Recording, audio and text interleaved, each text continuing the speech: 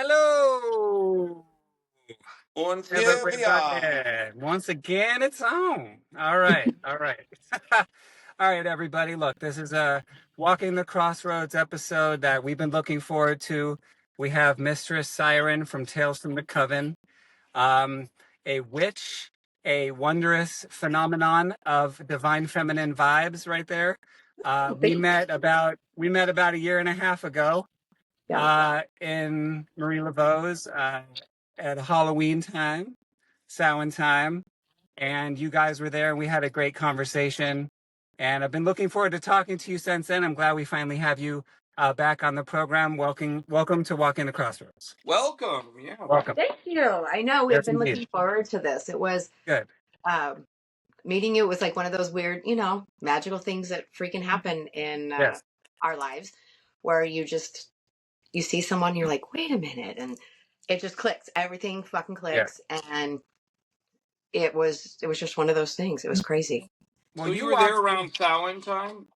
Yeah, weren't you guys? Yeah, it was around that time. And look, when I sit at a place every day where a lot of people come in, novice to expert, you know what I'm saying? Weirdo to just psychotic tourist, you know what I mean? Like I get, sorry to make you spit. Sorry, but you know what I mean? Like we got a lot of people in there, but when people like you walk in, I take notice and I say, now that is a real motherfucking witch.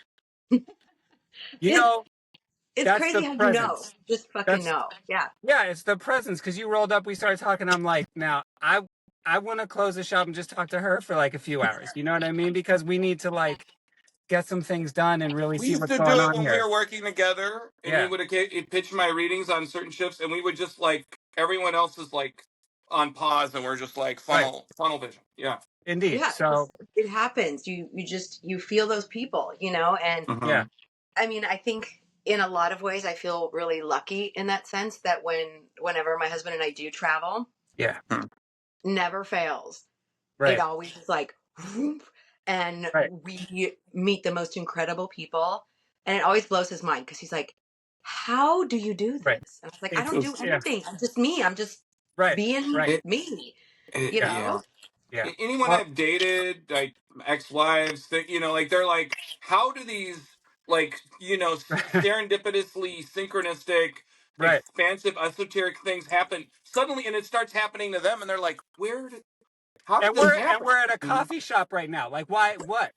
We're at Walmart, and you're like, hey, what do you think about, to bring back another one, the Akashic records from last time? But you know what I mean? Like, how is it that you just run into random weirdos? And I think there's, obviously we would say in our talk would be, there's a frequency attunement and kind of like a familial soul family, energy worker thing that we've all got going on. And you just feel those people when they walk in the room. Yeah. You're like, oh, yeah. And then if you're embracing the white pillar and the black pillar, that's a feeling. If you're just a vacuum and you're taking, then we know to watch out and maybe steer, or not take that whatever they're talking about, and maybe not listen as intently as we should. There's that whole thing. Yeah. Just smile and nod. How are you? Wow, that's amazing. Yeah, no, I get that too. So one of the things that we like to ask people, just to give a primer to it, is what is your magical origin story? Wow. How did you come to your own consciousness and your own power in this incarnation? How did that happen? We've been asking that in a roundabout way, but I think that really encapsulates. Yeah, the magical origin story. Yeah, I think that's a good tagline for it. So, I guess, I mean, I started looking into different religions and different magical practices, and reading every book that I possibly could back in the Stone Age, back when I was like 13. Where you had to go look for those books. Totally relate. Yeah, dude. Like Llewellyn could have sent me anything they published and just sent it right to me. Yeah. Right. And I think that it was in a way back then. I always, and this sounds very corny and cliche, but I never felt like I fit into this world right. Right. So I was always searching for where where am I supposed to fit? Right. What makes sense to me? Yeah. You know, and my journeys led me from Wicca to the Golden Dawn, researching Crowley, and Norse tradition, Celtic tradition, and I mean, I'm still searching, I'm still looking, I'm still reading, trying to figure it all out. But yeah, I would say it was probably like 12 and 13 when I was just like, I got to figure out why I don't feel like anybody else. Right. Yeah, Can we we all three definitely of all. us say that checks a box? Because it does for me, for Yeah. sure. Well, I mean, I was chilling in the valley. You know where I'm from. I'm from LA, and we had one shop really at the time, which was Psychic Eye, and I'd roll in there, and because y'all had one in Torrance too, so y'all, over there. But just going in there and like kind of looking for a book that would try to tell me like what the f was going on with why am I like, why do I want to go outside and stare at the moon for an hour and not say anything? Yeah. Why do animals come up to me and act like I'm their friend? Why do people come to me and tell me their life story? I didn't even ask them a question. Why are colors radiating from people for no reason? Like, you're like, wait a second. Like, why does it look like everyone has like fades and fogs around them? Right. Why do I know what people are going to do? Why do I have dreams that come true? Why do my dead relatives come and talk to me? that was my big one, Jill. Was at 9 years old, my great grandfather was like, "Hey, you want to hear some stuff about the family?" I was like, "What? Say what?" Yeah, like, yeah. It's. And I think I got very lucky because I've heard a lot of horror stories from other people that could speak with spirits or see spirits, and their family ridiculed them and thought they were crazy. And thankfully, my parents, my dad had abilities also, so my dad would be like, "Oh, that's okay. Just talk to them. Like, you're fine. Just be safe. Just talk to them. It's okay." And instead of making me feel like I was nuts. count yourself lucky. I I'm do. jelly. I'm jelly of that. Yeah, for sure. A little bit. A Because little jealous of that. Yeah. Darren grew up in a very like relatively strict like Catholic is the answer vibe. Orthodox Catholic, but everyone, because we are Lebanese, they knew this stuff is happening, so they weren't like, you're wrong, but they were like, let's not talk about it. Let's dig a hole and we're gonna put that here. We're just gonna brush it under the rug. Yeah. When I had visionary experiences as a younger child, I didn't talk about them because I didn't really even know that I was supposed to or that anyone else was having them. And then when I really came into like 13, 14, 15, 16 and was given books by a family friend that were esoteric in nature and started to really, because she looked at me and went, dude, you need to read these books. She just knew. Your family, well, because she was a tarot card reader and a family friend. We saw her once a year up in Northern California. And she just, we had a conversation or two and she's like, son, you need to, I don't know what, you're not meant for the golf course. I don't know what. You're not meant for the golf course. You know what I'm saying? And like a little. Yeah, no, the golf course ain't happening. You know what I'm saying? Like, you're just not that guy. So maybe you need to read some books right up. You know what I mean? And I started having those experiences and I still didn't really have anyone to talk to. And my family didn't really have any interest in that. So it wasn't until I had like a group of friends that were open-minded and into not really what I was into, but just kind of like philosophically open so that I could say my weird stuff and it wasn't weird. It was like, wow, you're trippy. That's totally cool. Right.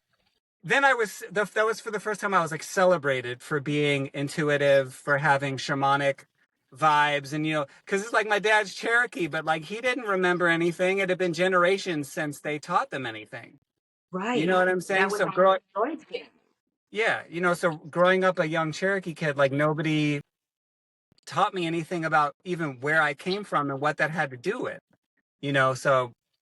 Jill, did you have any friends that were like peers on your level that you could relate to? Yeah, I did.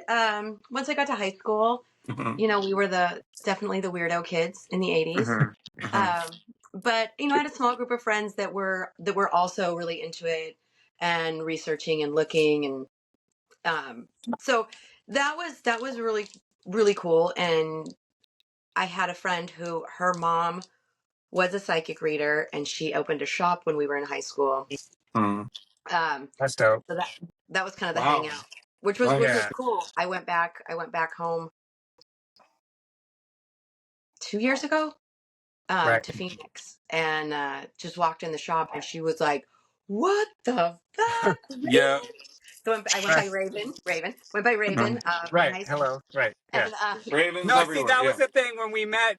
Okay, sidebar. It's like when we were talking for like a half hour and all this stuff, and we're yapping about all this stuff, and she's like, "Okay, anyway, what's your name?" And I was like, "My name's Raven," and she was like, "Stop the fucking press now! It's all too real." It's right out of Spies Like Us when he's like, Doctor, Raven, Raven, Scalpel, Raven, yeah, Scalpel, yeah. All right, so and my I daughter's wanted name to is ask Raven. you about that too. Oh, well, there you wow, okay. Yeah. Right, so the The murder iconography of of the crows in Raven. here. Watch out. Right, so is that connected to the Morrigan for you? Yes, very, very much so. Okay, because I assumed that, and I think I touched on that with you when I talked to you before, but can you explain how you gravitated towards the Morrigan and what kind of, like, because I like to talk to people about, like, what's your experience with that goddess? Because your experience is going to be your own, and it's something only you can teach, right? Right. So I'd like to I know think more about that. especially with her, I feel like a lot of people have very personal experiences, very different experiences, and I mean, I have to say mine has grown and changed over the years. I mean, I started working with her. She was the first one that I was really, really drawn to, and a friend had started calling me Raven. Can I ask what age was that? Or? I was 13.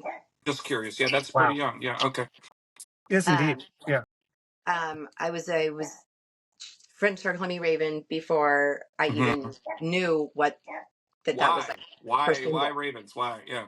Yeah, and I got a little raven tattoo at 14 before knowing that's so the whole cool. thing. Yeah. Oh man. Yeah. Which out of all of them now it's just a blob. But I we'll get into that. Yeah, for sure. Yeah. Yeah. But I was I have Irish descent and was reading a lot of Irish folktales and lore and on the Tuatha De Danann and all of that, and she just kept. Can I say for my cousin Joey who the Tuatha De Danann are the original people of the Green Isle? We talk about our cousin Joey means. Can you tell everybody who doesn't know what we're talking about what we're talking about? I do have a cousin Joey who I love. Well, but he does. That's the whole point. Yeah. But he doesn't know a lot of this niche jargon. So for cousin Joey, for cousin Joey, the Tuatha De Danann were the original people, gods, fae, to settle Ireland. There are many, many stories about then how they were overcome by the Milesians, and we could go on for hours. But they were the original settlers. Right. Okay. Which I have tons of. I'm so glad we're talking about this because that's. No, because I know him, so this is this is his stuff. Yeah. Tons of brain work that we could go into on that. Because I have theories, and they're just theories, obviously.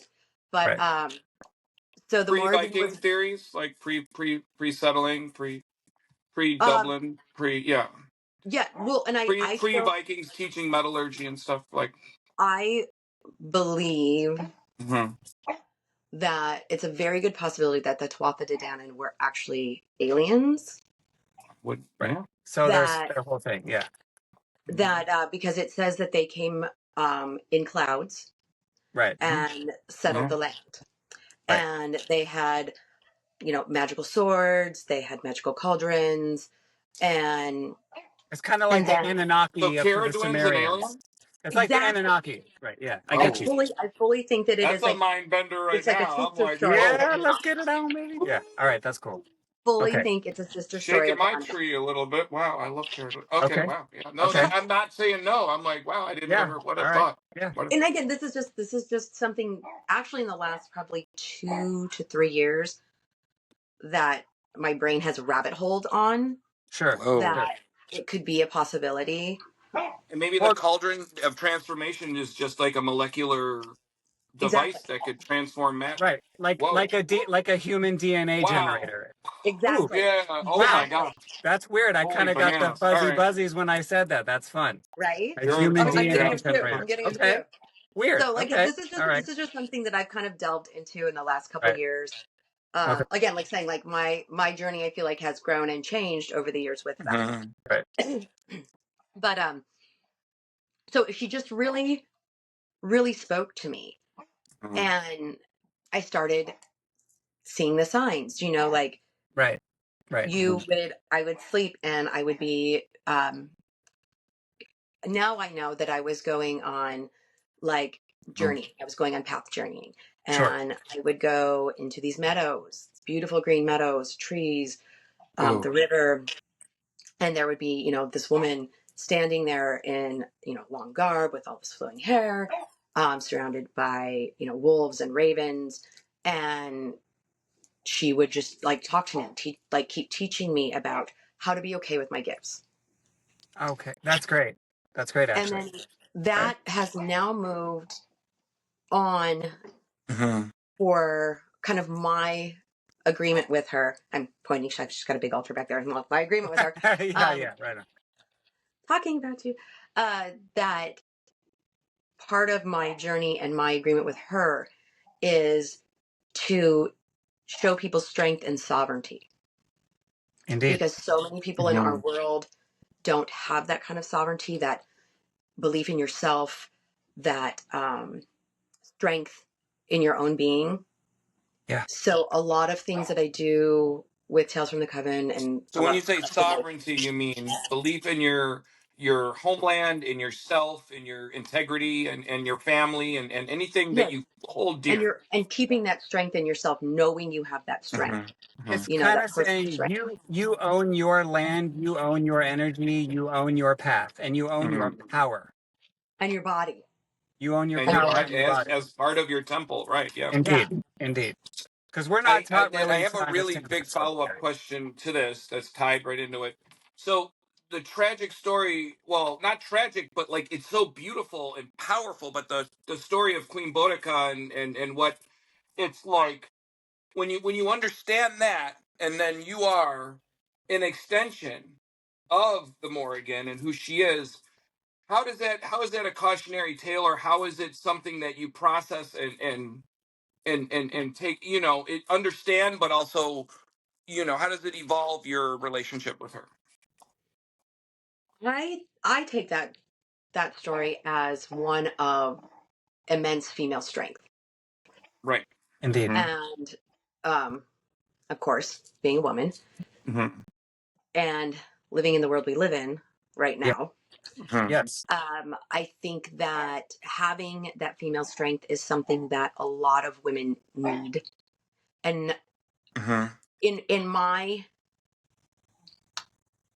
experience, you can have women say, "Oh, I'm tough, I'm strong, I got this, I got that," and then you're not standing up for the other women. You're not. So standing she wasn't up. seeing the other women as she wasn't putting them. She was she lost in her own.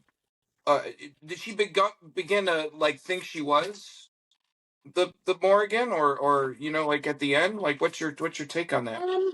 Because I was rooting for her like right up to the very end of it. I was like, wait a second, you know. I don't think that she thought that she was a Morrigan. I feel like she was just in her sovereignty. She was in her strength, and she was going to do whatever it took to try and save her land, save her people. And she did, right? For a long time. She so awesome. So awesome. I mean, that is such a story of great story, feminine strength. It's amazing. I love that fucking story because it really shows. Yeah. Can I say this? Like, when it comes to the Morrigan, it's not one goddess. It is a legion. The Morrigan is for a reason. So that's why we might be able to say that there is a piece of the Morrigan in you. and that you are not just And that's why human I asked her. Yeah. consciousness. Right. No, I got you there. And you're not human consciousness in an incarnation, but you are also the Morrigan as a representative, as a physical being of the Morrigan. And That's when you very transmute yourself to the deity that you actually already are, that is when I feel like the spirits respect you and will give you a reason to do what you're doing. And I know you're already doing that because you, man, look, your content, I mean, just to blow you up, like give you your flowers, because your content is absolutely inspiring, empowering, funny, real. Like everything that I've seen you do is from a perspective of an elder who's trying to help anybody from any level understand that they have sovereignty and power to be themselves and to reclaim what might have been lost during the patriarchal age. and And I that's just thank you. I and appreciate that. and let me mansplain who you are to you like a fucking asshole, right? Yeah. No, but right. No, but I'm saying right, you know what I mean? But I'm just saying I just wanted to give you those props because when I see your content, when I see what you do, I just feel an immense amount of empowerment and beauty involved in it and consciousness and an acceptance that we can do what we will regardless of what we've been taught. And I just wanted to say I give you props for that. And Thank you. So I'm getting my yeah, point across. right. And that's that's kind of what we do here as well. Do what thou wilt. Right. Yeah. And it's there it is, and right? it is from love. Love is the It law, is. right? You know what I'm saying? So as practitioners, because we've all been practicing for a long time and we've seen a lot, we've done a lot. And I always like to ask people who are a little bit seasoned to give a perspective to somebody who is not seasoned, who is not an initiate yet, or isn't an elder, or is just a novice, or just somebody who's magico curious. You know what I'm saying? Like, what kind of advice would you give? Because there's so much. Because we talked about this when I met you. There's so much like TikTok witches, and there's nothing wrong with an Instagram reel. I've often said that it doesn't lead to enlightenment, but it can give you kind of like there's seeds on the ground. You can eat little. It We're doesn't. not It's not. anti anyone discovering something on TikTok. However, Right. research it. Not everything that everyone says is factual. Not everything on Wikipedia is Right. It's not all And it's somebody else's verified. version. Yeah. It's somebody else's version of their path. It's not yours. So, because we always talk about like self-mastery as opposed to like, dogma and somebody telling you what the truth is without you even being able to look for it yourself and not even given the tools to look for it. I think that is super important. Self-mastery, self-understanding, doing the actual inner work. You could sit on TikTok, YouTube, whatever, for the next 10 years and not really understand what it's saying for you and what you need to do for you. You have to go in and do that inner work. You have to do the shadow work. You have to do the journeying. You have to do the meditations. Right. If you don't, you're just regurgitating what someone else has told you. And that may be perfect for them. And that may be exactly what they need in their spirituality or in their growth. But it may not be for you. Right. Yeah. Their answer might not be your answer. Right. What the three of us probably benefited from was that we went through a lot of our what's going on in the 80s, and then as we edge into the early 90s, we're like, okay, let's go explore this as young adults. And and we talked about our other couple of guests on our last episodes were talking about gatekeeping. So these people in the early 90s, they were gatekeeping like a mother scratcher, and they're like, if you not. So we had to do backflips and stuff, and I had two Coven partners, luckily, that I moved in one of my first apartments with. So the three of us were like, let's buy all the books, let's do all the things, and not just Llewellyn. Llewellyn was like the baby stuff, like the real esoteric stuff, like the real publishers, Bell, and like really pushing. And these people were like, I'm gonna hypnotize you with a singing bowl or something to make sure you're okay, like the person at the bookstore that I ran into. And I was like in a trance for like 15 minutes, and they're like, "Yeah, you know nothing, Jon Snow. Get the hell out of here." Right. So Indeed. maybe that's why we're a little more seasoned, as you would Yeah. say, because we had to. It wasn't handed to us on TikTok at all. We had to really work for it, and we had Bro, to. nobody was telling me anything about anything back then. Like if my experiences, it was just me and a couple of books trying to figure out why do I have these kinds of like unified energy thoughts? Why do I get chills? Why do I get warm and want to do things? Like, what are these things, these elementals? What is this shit, man? You Yeah. know? Because no one was Why teaching me any of this stuff, to you go know? jump And in this river out of right, nowhere and everyone thinks I'm a crazy person.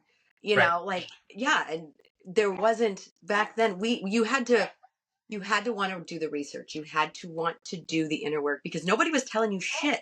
And if you right. didn't do it, you weren't learning anything because they Hmm. weren't going to fucking give it to you. Right. So You know, luckily, I was told to sit and pray and light candles because Orthodox Catholics, that's what we have, little altars for stuff and saints Right. and the Child of Prague and the this and that. So I was already getting into esoteric practice Right. to some degree. So I your body already kind of knew the understood, groove. right, when a 10-point stack comes over and then I see a picture of Cernunnos and I'm like, oh, wait. And then I'm Yeah. like, there's some connection here, Right. Yeah. and the forest is a temple too. Like like it all Whoa. started to make sense too. You know what? I think I want a t-shirt that just says the forest is a temple too. Yes. Beautiful. You know what Okay. I'm saying? Well, Like, trademark it, and I give me 50%, and right, then Darren we'll do Bucare it. extraordinaire said it first, you guys. All right, yeah. No, but that's All right. I think and Look on we our can website. Yeah. No. yeah, look at we're gonna have a shirt out and a Jill mug gets next week. Jill Yeah. gets 25% too. Yeah. Indeed, yeah, Jill's in there. Like Tales from the Coven needs help. Now, okay, we can pivot into that. How did you start a, business and what do you exactly do? Because I know that you do a lot of like sales, you have your own internet store, Yeah. I'm you got your curious as own, to what it's your like your own whole Tales from the brand is, Coven or universe. Yeah. is it centered around the Morrigan, or like, because she's a vision of divine feminine that is pretty badass, I would say, without to not be more specific about it. Well, So she's a warrior goddess. yeah. The goddess of magic. Um, in a lot of her tales, there, she is very open with her sexuality, which is, Mhm. Of course, nowadays it's not okay. So she's a very, I mean, and then again, there are different aspects Yes. of her. And each aspect is a little different and has different qualities that you can work with and that you can draw in and draw from. So when I was 1920, Right. my dream was to have my own magic esoteric shop, right? Yeah. And then life happened and I had my child and went into tattooing. I'm a tattoo artist, been a tattoo artist for over 30 years. And, became a mom. And I obviously, I still did magic, still did my work. Right. But it was more, okay, I got to feed my kids. I got to put a roof over their head. And, Sure. Yeah. Yeah. had that hustle. Then we started in 2019 is when it kind of started coming into a thing. Yeah. I was still, making candles, making incense, making sprays, oils, and would just give them to my friends. Oh, try this. Oh, you need this. Okay. Yeah. And doing it that way. Right. And it was really my husband and my kids that were like, this is what you really love. You really should pursue this. That's who you are. That's so great. Yeah.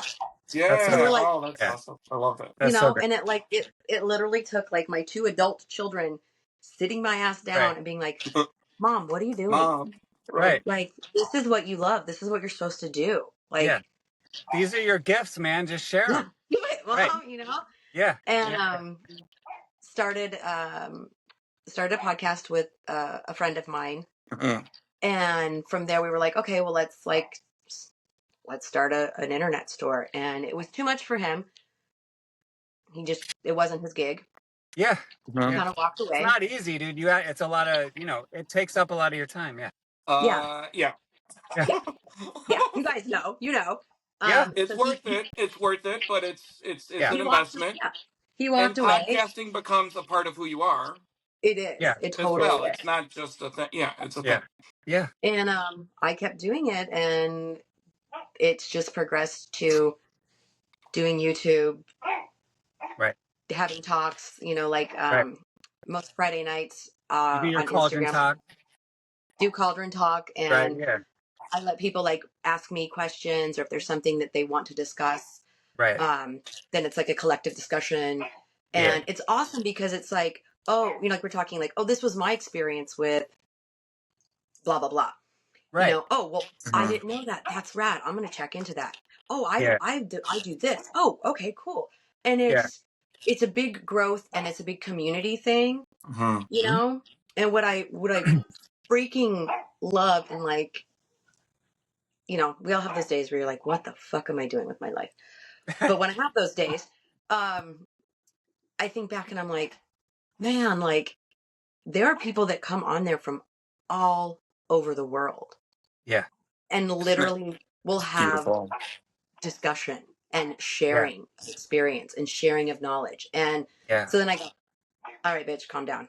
This is what you're doing, what you're supposed to do. You're just overwhelmed. Yeah. Well, I mean, to put it in a way, it's like when you share yourself and you share your knowledge and other people gravitate towards it, sometimes we try to quantify the value of it, or we try to quantify like what type of impact we're having. But the thing is like, it's such a beautiful thing that when you're in the moment of it, you're not thinking about that. No, you're just grooving. You know what I'm saying? Fully like you're grooving just on the fact that like all these people are talking and connecting, and it's freaking awesome. Yeah. I mean, I do it, because like when you walked in, I talked to you, and I've been sitting. You do that at the store all the time. Dude, I just did it today. I mean, if I could tell you, like, today, Oshun was, these people came in and they were talking about like somebody was trying to mess with their artistic endeavor and they needed some protection. And I went to the Oshun candle and I handed it to a lady. She starts getting the chills and starts going, well, what is this? I said, well, let me tell you about Oshun.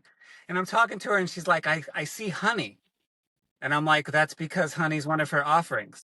And then a little bit later, I started talking to them. I said, well, some people, they like to take a pumpkin. And she just stops me. She's like, did you just say pumpkin? And I'm like, yeah, pumpkin. And then the guy that's with her is like, all she does is talk about fucking pumpkins. We passed by pumpkin. She loves pumpkin. Right. I said, okay, well, then Oshun obviously likes you.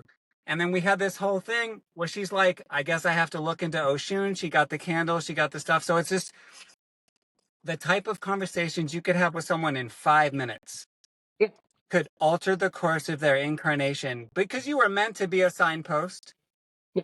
You were meant to be that gravitational catalyst. That's why the name of our podcast is about that intersection of the crossroads, or running into that person. Because me and this weirdo, we're both very much elegua, legba. We sit at the center of chaos giggling, and then when someone comes to us, we're like, go that way. And they're like, okay. At 22 years old, I was on like World's Scariest Places. Yeah. And it kind of put me out there as like somebody to actually listen to. But to be that young and be like a reader that is respected like that. Yeah. I've constantly been helping people find their signpost or find their path, and being that Ochozi or that Rhiannon for them to follow into the forest, or that has always been my platform to do that. But when you talk about you being able to connect with people all over the world, like, see, this is what we can do with technology now, and talk to somebody in Mumbai or in Goa or what have you about how they talk to Hanuman and what it means to them. And then I could bring up Loki and how that was my first tattoo, and we just discourse about it. And I think that's incredible. All right. So we've come to the part okay. So Darren has like 4,700 tattoos. I know you have like 10,000. Tell her, okay, because you were talking to me earlier, because you have to go protect somebody's dwelling. Right. Well, I have. We were talking about you have a Norse or like an Asatru, or you had. Is it still part of your cosmology at all, or? A little bit. I think that Mm-hmm. that was more. Mm-hmm. Here we go on another whole thing. Here we go. Yeah. Oh my God, Jill! I love Jill. Yeah, I didn't know you before, but now, I love. Right. My son works with Odin. Okay. Very, very closely, and I think that a lot of my research into that when I was younger and understanding a little bit of it when I was younger was because of my son. My son is heavily into it. My son does medieval sword fighting. Oh, wow. Right on. Yeah. That's awesome. Right on. That's cool, man. I have 18 questions about that. I'm not going to do that, but yeah, go ahead. Yeah, sorry. Yeah. That's really cool. And so, dude, do not let Darren have a sword. You don't know him, but like, do not. No way, bro. No way. All right, so yeah, and so this kid like literally came out as like this as a warrior, you know, and that has been his thing his whole life, and then went into sword fighting and fully got into Norse the whole gig. That's where he's dad was transferred. And well, that's like Darren, because Darren has how many Loki tattoos do you have, sir? We don't need to. Yeah, like maybe 3. He has 3. In You don't need more than 1. Dad. But he has 3. But my 4th one's going to be him carrying his wife into the cave where they, like it's a whole. But there's a progression, and it's all Ragnarok, and it's Viking man being encroached upon by Christianity and ending up, it tells it's all a synchronistic story. Right. And I have the Midgard serpent who bites his tail. It's an Ouroboros. Okay. So it's like the beginning of the tale, and then ends with the end of the fall of the gods and that whole thing, Right. So he's he's a part of the whole story in different stages. There is no part where he's not a part of it because he's the variable. He's Coyote, he's Alegba, he's, Hermes, Mercury, he's Hanuman, he's that guy, you know what I mean? He's got to be threaded into. Yeah, for sure. Yeah. Yeah, I actually married my son last year, and he wrote the entire. Oh, you're the officiant? That's beautiful. Yes, he wrote the entire ceremony, and his wife, we love her to death. She's awesome. Her family is very Christian. Right. Ooh, how did that work? It was real interesting. So that's good to talk about, because this is, this is the world we live in. Votan, how Odin's gonna feel about that? Like, I don't know how that works. He made a triple moon, not altar. What am I trying to say? The little thing they stand under. Bower, a marriage bower. Yes. Yeah, there he is. And so in the ceremony, we called in the old gods, and he presented his sword to her. Oh, wow. And I made her a necklace that she presented to him. Oh, it was beautiful. I bawled the whole goddamn time. Oh, man. And that's touching. That's really beautiful. That's so cool. Yeah. And then at the end, like, my family understands from being around, we were like, so mote it be. And I turned to the congregation and said, blessed be all of you. And they were all like, looking around, and I'm crying, my daughter's crying, Right, yeah. Because to us, it was beautiful. I mean, it was exactly what they wanted, and it was very, very meaningful to them. Her family had no clue what the fuck was going on. But, again, they didn't push back, though. They didn't. No. Okay. They were. But they're just so uncomfortable with it all. What annoys me sometimes is they act like I'm so uncomfortable with, like, the mention of another tradition that we borrowed from to rule the world secretly. Like, I'm like, you know what I'm saying? Like, come on, man. It's like, I can do a little tap dance for Grimnir or Odin and just say that Odin is also a shapeshifter, and Odin has many, almost 80 different names if you really want to get into it. And he's a poet and a wanderer, and he is a big, big, big diplomat, which is total duality for somebody who's known as a god of war, but that's only one of his aspects. So he's here to make friends, especially with somebody that loves someone else. and they're trying. So I'm sure he was all about whatever the hell was going on with that marriage and what you did, and I'm sure you Well, smoothed the he road. converted when they were dating. Oh, So wow. Okay. Oh, all right. Well, it was just how about she that? converted while they were dating. They've been Okay. dating. Okay. Good. Yeah. All right. Yep. I Well, mean, it's hard. That's a hard line because if you're yeah. Born again, it's like 1,000 years of utter darkness or something. So something's got to give. No, that's what I mean. My high school Yeah. girlfriend, yeah, like she was like, let's. So she Right. wanted me to convert and the whole thing. Yeah, it was like a whole Right. thing. Mm-hmm. Okay. Now, I think what I would ask here is, what is the responsibility for magic folk in an age where patriarchy, separatism, and all of this just negative energy is coming at us at such a wild pitch? Oh, Because I think there's a lot of witches and a lot of magic practitioners that think, okay, we can sit by and let this happen, or we can enact karma, right? And I tell people every day, because people are like, what do I do? Can I get a voodoo doll? I'm like, look, it's a lot better. Look, I tell They people say it's a lot you're better to have sitting a there all day. mirror. Yeah. It's better to have a mirror than a gun. Because a gun, they have guns, but they don't always have mirrors. They don't know how to enact karma. And if we can join together as a magical community to enact karma, that doesn't mean we're doing anything to them. We're not yep. doing anything.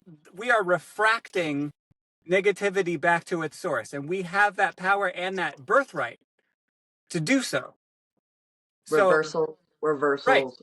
So if we're empowering ourselves and we're not against anyone, we're asking for love and unity. So how are we the assholes? Are you answering your own question? Or are you asking her question? Yes, I'm always answering my. No, I'm just saying, like, Oh, yes, of course. But that's my whole well, point. Because yeah, okay. quiet your mouth. I completely Quiet your agree. mouth.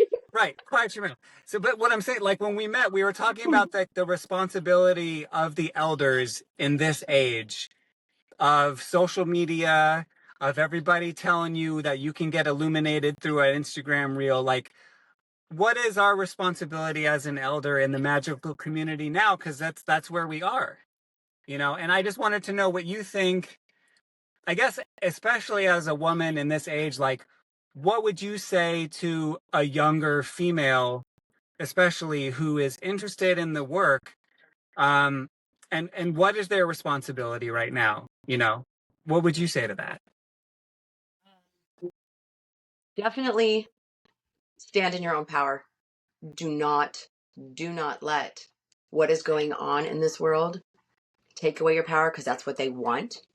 They want you to feel weak. They want you to feel lesser than. Right. That's how they take control. Continue to stand in your power. Stand up for others. Right. We can do those fights in small ways. You don't have to take on the entire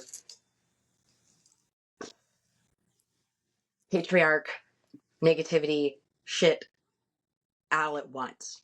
Right. But if you stand in your own power, and I'm a huge reversals, not just for the shit that we get off of social media, you know, the energy that people send you off social media. Right. For everything, because they're sending us, they want us to be weak. They want us to be sheep. And if you can stand in your power, educate yourself, stand up for others, and keep your strength, which they don't want us to have strength. So you keep your fucking strength, however that looks to you. Right. You know, and one person's strength may not be this person over here's strength, but we need every single person's different kind of strength to fucking overcome all of this. Right. That's why it's so important. Like you were saying, I always talk about be who you fucking are. You were put here in this incarnation right fucking now because we need who you are. That's what I'm talking about. That is, whatever that may be, whatever that yeah. feeling is, of that thread of your integrity. That's what the Morrigan tells you, right? Yes. Yes. Be in your who you are, your identity. You have to be who you are supposed to be. And that's chopping down and cutting away all of the fucking bullshit that this society puts on all of us, not just women, not people of color, not just women, not gay either, people, not trans, everybody, every single person. They put bullshit on us because they want us to be weak. Because if we have strength, they cannot control us. Bullying is not okay. And it doesn't matter what the social climate, political climate of the world is. Bullying, pushing, marginalizing people for whatever reason is just celebrate. You know, if you don't like someone, then wish them well and take your own space. You do not have to encroach on them. You don't have to tell them what to worship or what have you. Just or who to let them be, do or their who to thing. love, or how they're supposed to fucking look. If every motherfucking person in this world was the same, it would be retarded. You know, it would be so wrong. The point of coming back in these incarnations, I think, the point of us coming back is to, one, celebrate our differences, because we need that. We need to learn from each other because of our differences and how we view things and how our time in this world has made us a different person that we need to know, the lessons that we need to learn. If we all had to come back and learn the same fucking thing, I don't know what the fuck it would One look thing like. I've always said is we all evolve at different rates. So it's not like everybody's going to sit there at one moment and go, "Aum," and everything's going to change. Like just one moment, everybody just gets it, right? So No, that obviously, if fucking that's is not not going gonna to happen. happen, right, that'd be cool. But I mean, where's the It ticket would to be that cool, party? but I'll it's buy not one. gonna fucking But happen. We all have something to methodology to offer, and there in every pantheon there's somebody like Firewalker sitting on a tuffet and plotting something interesting and sharing a massive story, and then there's a hermetic person like a me, like coming over to like shake things up, and a warrior coming in to maybe kick two people's ass that are causing a problem, and that like Jill, and that is something that's important in every group of people. We all have a part to play. Exactly. Every tribe has different members. Exactly. And if And you didn't have all of those members, it's not a complete tribe. yeah, and also you're talking about incarnations and experience, right? Because if we take it all the way back to energy consciousness, right? The source of the energy that's in everybody is probably obviously like the same. And then we go into these incarnations to experience what it's like to be different. We experience separation to find singularity. It's duality to singularity, right? So That's where it takes a village comes from.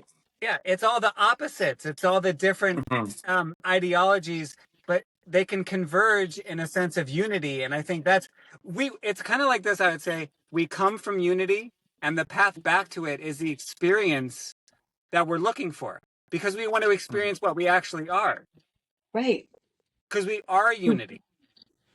That's what we actually are. But we forget it, so that the path of remembering it is our actual experience of ourselves. And I tell people that, I'm like, we're all in the same water, swimming around, arguing about what the name of the water is. Exactly. Like, why we're all in this cosmic womb. It's everybody's mother. It's all the same energy. We should probably understand that before I've we had start arguing debates about it. about the African diaspora and the different deities.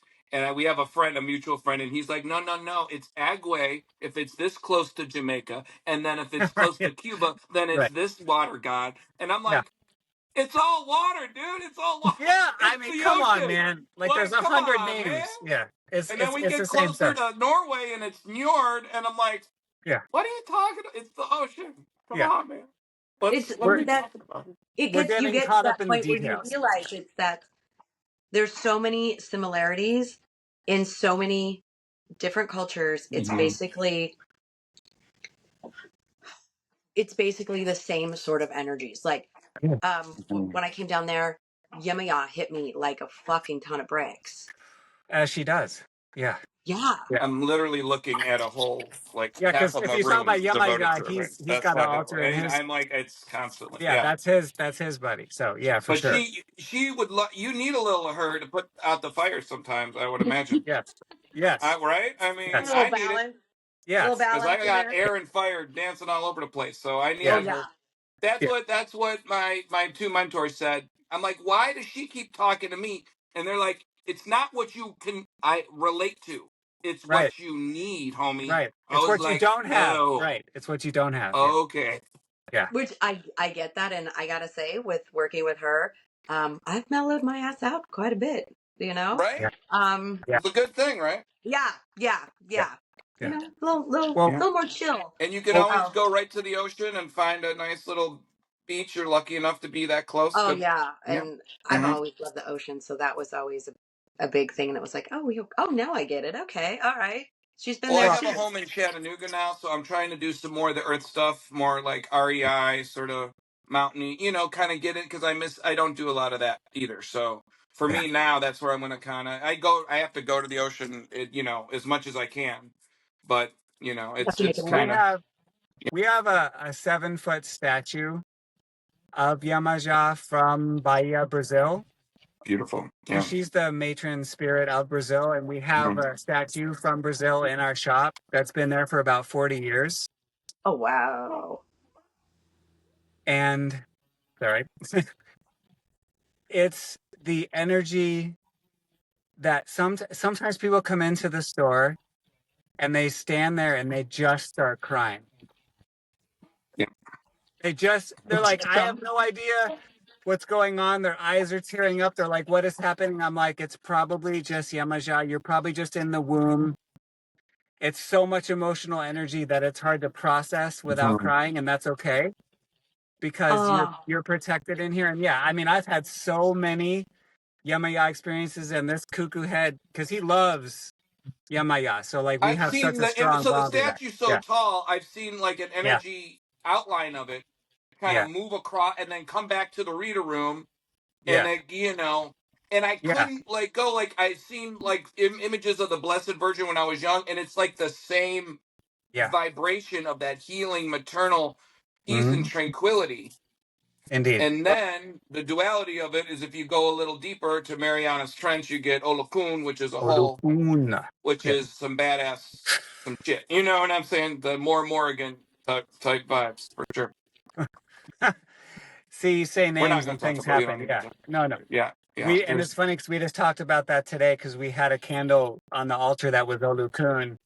And Alex was like, can we, because we've had some strong kind of energy, Mercury retrograde, people a little crunchy. She's like, can we take the Olokun candle off the altar? And can we just light the Marie Laveau candle today?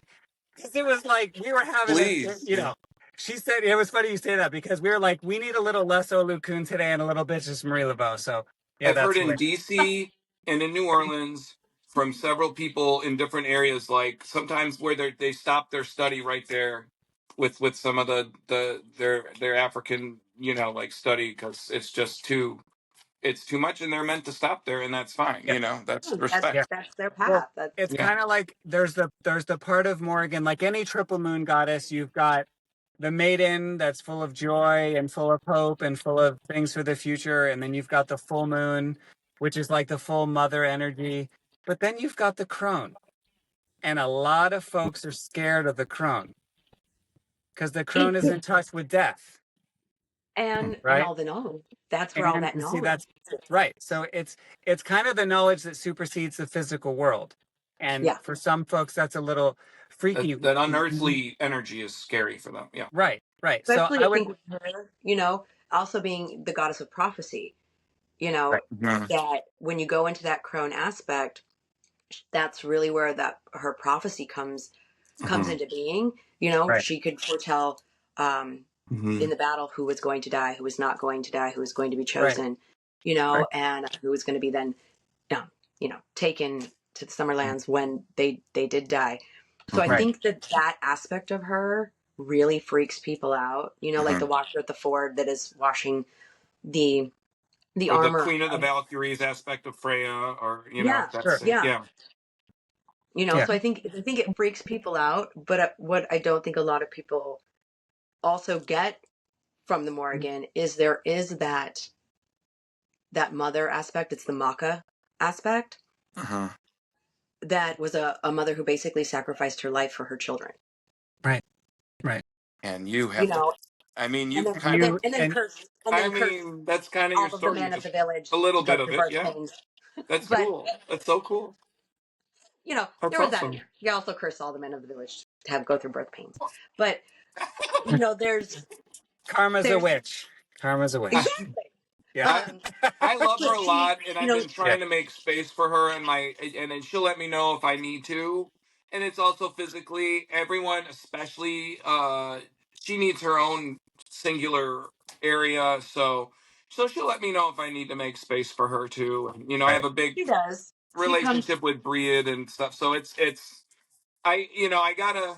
Everyone has to have their place, but I have a massive amount of respect for her and what I know, and you know, it's and you being so close to her as well, you know. So Indeed. She can be a little demanding some days. She's can you say something to a lot of our young women and men who find her fascinating and want to approach her and study of her? What maybe a couple tidbits to pay attention to too, or guidelines maybe that might be helpful. she likes to come in dreams. For Okay. me, she likes to come in dreams. Mm-hmm. And definitely pay attention to the signs. If you are getting crows, ravens, wolf signatures like coming around, you know, definitely check into that, because that also can be Odin. So think about the energies that you're feeling when you see them. Right. That's Odin. Those are Odin's buddies. Yeah, for sure. So definitely, like, you know, because I've had people like ask me, like, I'm seeing this. Okay. And I'm like, well, what are you feeling when you see it? Is it masculine like, or feminine? Energy. Yeah. What energy do you feel?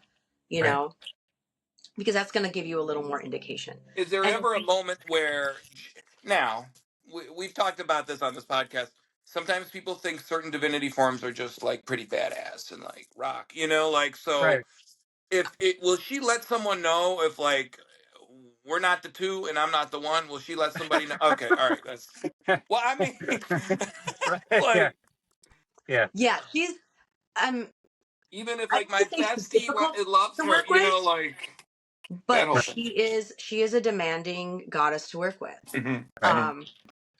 You know, like my practice is every morning.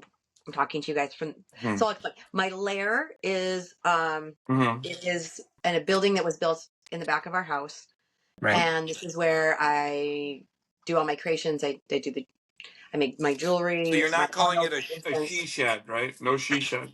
No she That's shed. the My weirdest thing husband I've started ever heard calling of it a my she shed. lair. Layer's way better. He's like, Yeah, you go layer's way in better. your lair. And so my morning practice is to grab my cup of coffee, get my cigarettes, take my little herd of dogs, and I come in here and I have a big altar to her. I light her candle. I acknowledge her, say a prayer to her in the morning. And you know, there are some days life happens, right? I mean, that's 9 times out of 10 that's what happens. And there was a time in I got very, very busy. I was opening up a new tattoo shop, and life was just chaotic. And it was a couple days that I hadn't come in and, you know, did my prayer with her. I come home and my husband's like, I don't know what happened in your lair. I didn't go near it. I didn't go in it. He's all, Jill, something fell. You need to go look. Oh, there it is. Yep. And she threw a huge bloodstone tower that was probably about 16 inches off of her. Literally nothing else was moved. Just the tower was thrown in the middle of the room. Yep. And I was like, I'm sorry. I'm sorry. I know I've been bad.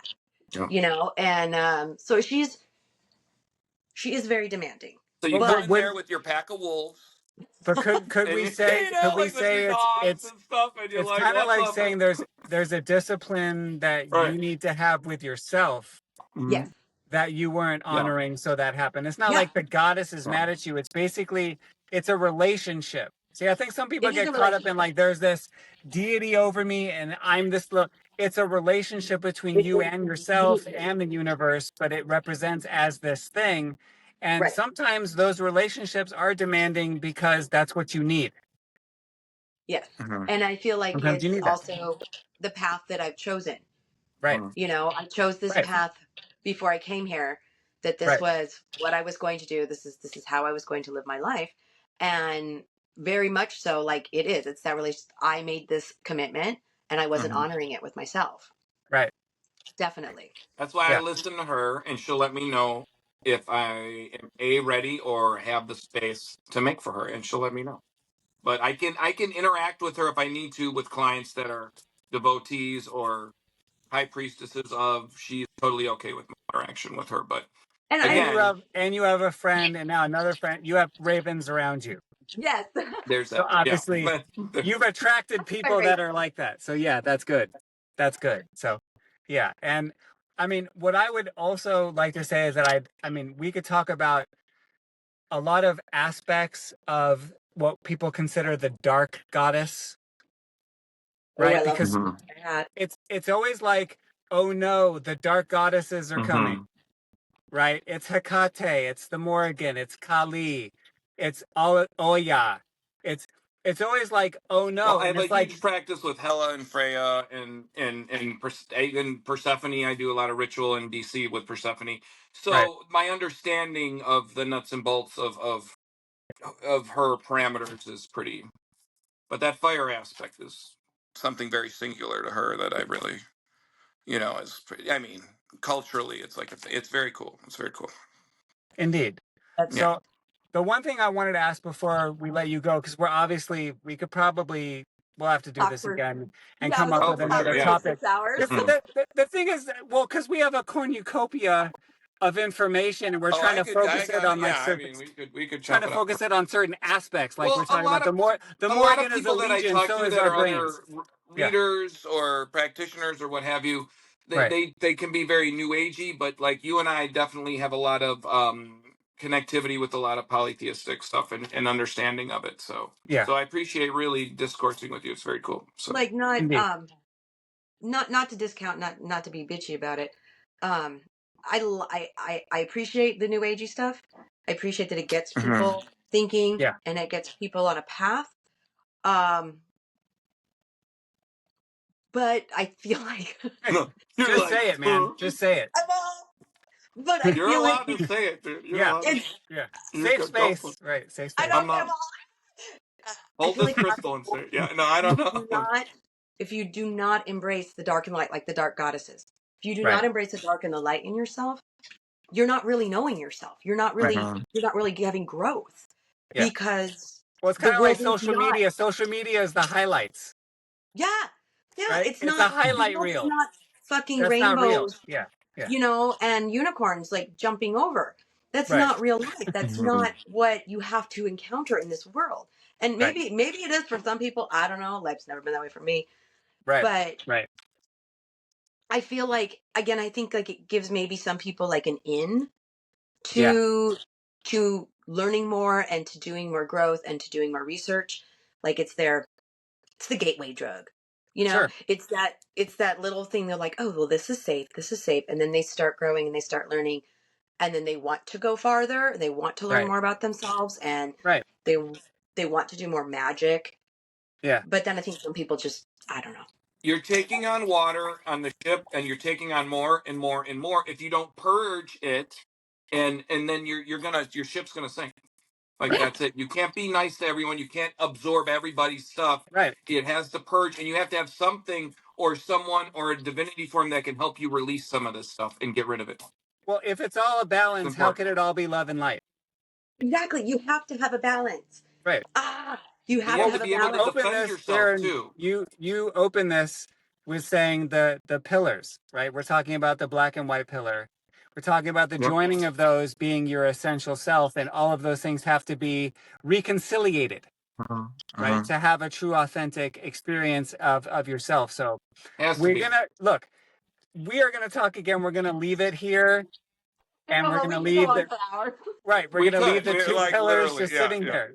We've tried to invoke the two pillars for you out here today. If I'm ever in LA or in your area, in like the LBC area, then I'm going to get a tattoo from you for sure. Yeah, because for real. She also does that. And just to say it, because we're going to leave it in the notes, but I just want you to know, on Insta at Tales from the Coven, and at talesfromthecoven.com is the business that she has. Both of those things are fantastic, real, authentic, witchy, spiritual things that you can look into and trust that somebody who cares about all of these things we've been talking about is actually putting that out there. So I'm just giving you props for that, and also go check her stuff out. It's been a real pleasure, and we'll see you again on Walking the Crossroads. Peace, everybody. Thank you, Joe. Bye, guys.